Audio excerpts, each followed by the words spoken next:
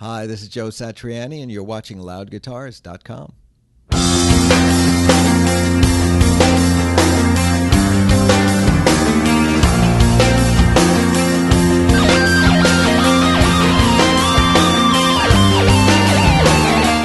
It's Pamela Ashton here with Loud Guitars, and I am honored to be sitting next to Joe Satriani. Unstoppable momentum. Absolutely unstoppable career. You founded and toured the world with G3. You have toured with your solo project, Chickenfoot, writing, recording, touring. You've been a very, very, very busy man since launching Not of This Earth back in '86. When I went to your website, I see 30 different discs under your discography. So you've been very, very busy. There's no doubt why you are one of the most influential guitar players on the planet, and I am so truly honored to be able to sit with you today, Joe. Thank you. Oh, well, thank you. After that wonderful introduction, who would not be honored to be sitting right here? Thank you very much. Thank you. I'd like to go back to talk about what the recording process was back in '86 with Not of This Earth. And if you don't mind contrasting it to what Unstoppable Momentum was like to record. Oh, wow. Well, that's a great question. Huge difference. Back in '86, we recorded on 2-inch tape. And those reels of tape were very expensive, considering my tiny budget of about $5,000. I think each reel of tape was about $130. So we only had money for 2 reels of tape.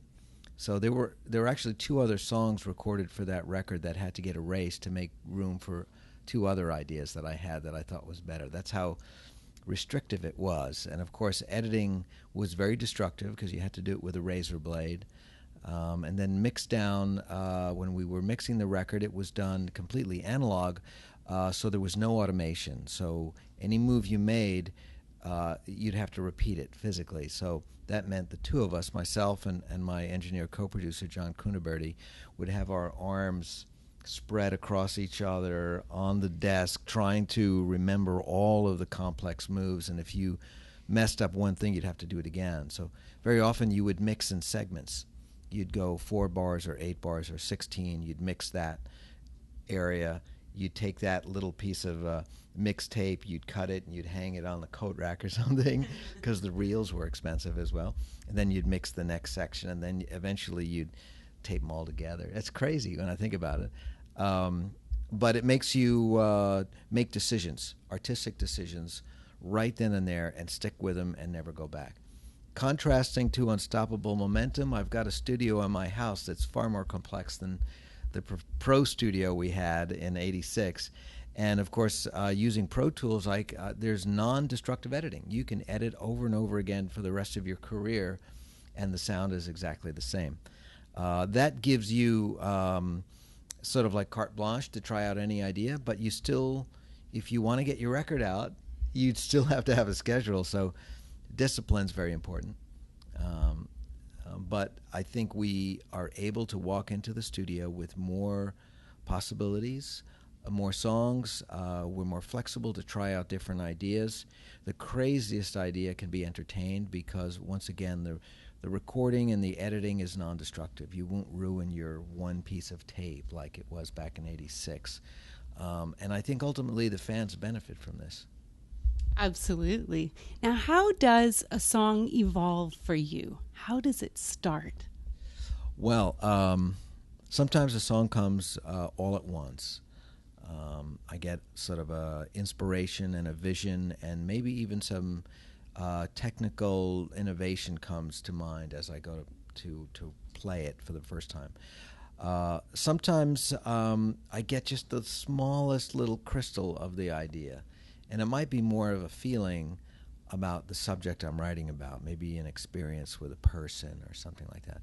And it might take a few days, a few weeks, a few years, a couple of decades, Sometimes I work on ideas for a very long time. Sometimes it's improvised in a way. There's a song on the record called I'll Put a Stone on Your Cairn, which was written very quickly. I sat down with my keyboard and I had an organ sound, and I wrote this piece, and I sat back and I went, it's a good thing I recorded that, right? Because it was sort of written just spontaneously. And then I thought, well, I should play a melody over that because I'm feeling it's a kind of a memorial kind of a song, a remembrance. And so I had just gotten this new guitar with a Satriani pickup in it. I didn't know quite how to get it set, so I just had it set in a neutral position.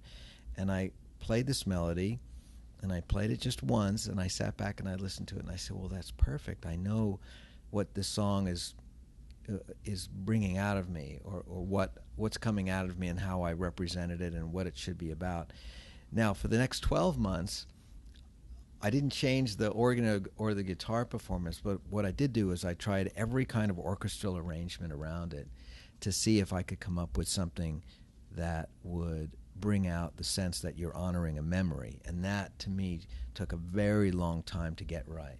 So there you have a song that starts from an improvisation, gets done very quickly, but then the detail work takes a year.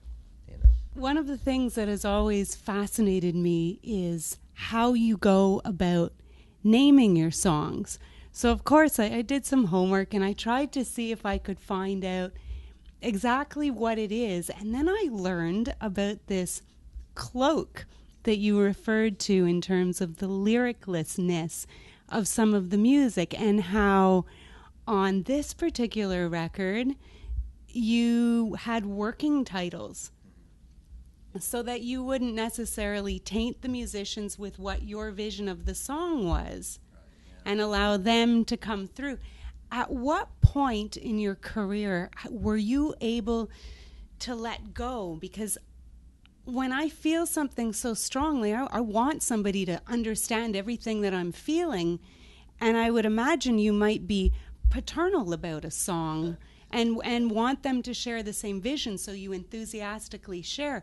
How did that come about in your career, that letting go and letting the other people see and feel and I guess interpret what your original seed was? Well, I got to say that in a career as long as mine, I started performing when I was 14. You get a lot of hints along the way about how people receive your music, what works, what doesn't, You play a fast song at the wrong time at a high school dance, or a slow song at a wrong time. Those are the obvious things, but there are subtle hints that I think that you get from your audience. And along the way, after I'd put out a few records, I remember being on tour in Germany in support of the Extremist album. And we got word that the biggest soccer program in Germany called RAN, R-A-N, and they used to play the song Cryin' from the Extremist album as their highlight music to show all the highlights of the week. And it became such a popular song that the record company, Sony over there, wanted to put together a compilation CD of all my ballads, and that would be the lead-off track. And it was a record that was co-sponsored by this program. And then they wanted me to come on the program and play it. Now, of course, what they didn't understand was that the song was written as a way for me to try to deal with my father's passing away and how to deal with grieving and remembering the good times and, holding on to hope and great memories. And here I was in a foreign country on a sports program playing this song, and these people have embraced this music that means something entirely different to them. And I knew that this was, again, one of those moments where the audience instructs you that you need to let go. After you do it, it's their music. You know what I mean? Emotionally, it becomes the audience's music. It's their property in a way, their emotional property. And have you ever written a piece and then learned a story along those lines where it actually shifted your perspective and you started to see the piece in a new light? I think, boy, I could talk about 100 songs like that. Yeah, because a song may start with, let's say, an idea of fun. Let's say, and then as you get excited physically and you start playing things that sound fun, the microscope digs in closer and closer to what's in your heart, and out comes all these experiences that you had that are fun. And then you think, well, what of these experiences are shared? Like snowboarding, having a great day on the mountain, hanging out with friends, driving around with the top down. And when I was writing Summer Song, I got closer and closer to the feeling of being a teenager, getting out of school. I was growing up in New York, so much like here, the weather is very dramatic when it shifts from winter to spring to summer. And in the U.S., you get almost 3 months off in the summertime, and I have a birthday right in the middle of the summer. So the summertime is this period where I'm going to get older, which is something you always want to do when you're a teenager, and possibly getting my driver's license and having fun with friends and getting more freedom to roam around and experience life. And when you think about everything that happens, I was able to concentrate that into a song. And it turned into Summer Song, and a song with no negative feelings whatsoever, So yeah, sometimes it's a dark place, and other times it's a very happy, exciting place you're writing about. And it's brilliant that you can. It's like putting a piece of art on the wall, and if a painting's worth 1,000, then one of your songs got to be worth 1,000,000 because it's got so much to it. One of the other things that I see in your career is a certain fearlessness where you will not allow your music to be pigeonholed or squished into something that it doesn't fit. You seem to embrace the new, and you're constantly changing things up. One of the things that I heard going back to the Not of This Earth record is how you actually funded it. Your career as a solo musician really kicked off with a massive risk. Yes. Right? Do you want to talk a little bit about that? Yeah, it was a crazy idea. I wanted to go from making an avant-garde EP, which was my first real experience making a record. It was an eponymous release, and it was on my own record company named after my wife, Rubina Records. And so when I went around looking for funding, I realized nobody was going to fund an electric guitar player who wanted to do a rock instrumental record.